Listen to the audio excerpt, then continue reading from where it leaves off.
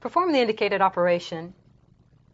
We have the polynomial 2y squared minus 8y plus 8 added to the polynomial negative 3y squared plus 2y plus 3 minus the polynomial y squared plus 3y minus 6.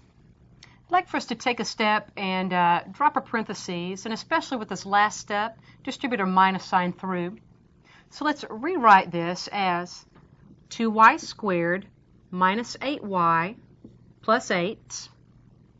Distributing a plus sign through doesn't change any values. We can just drop those parentheses. So let's write this second polynomial then as plus a negative 3y squared plus 2y and plus 3.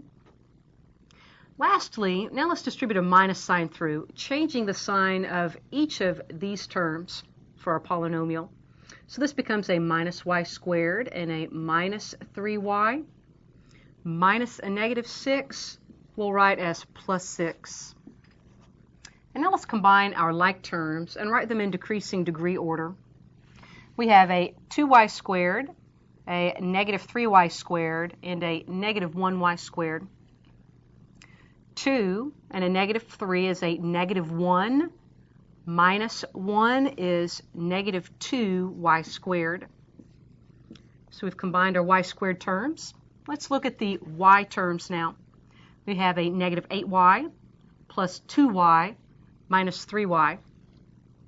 Negative 8 plus 2 is negative 6, so those combine to a negative 6y.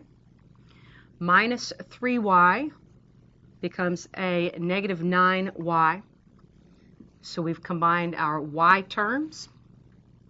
Now to our numeric terms. 8 plus 3 is 11, plus 6 is a 17.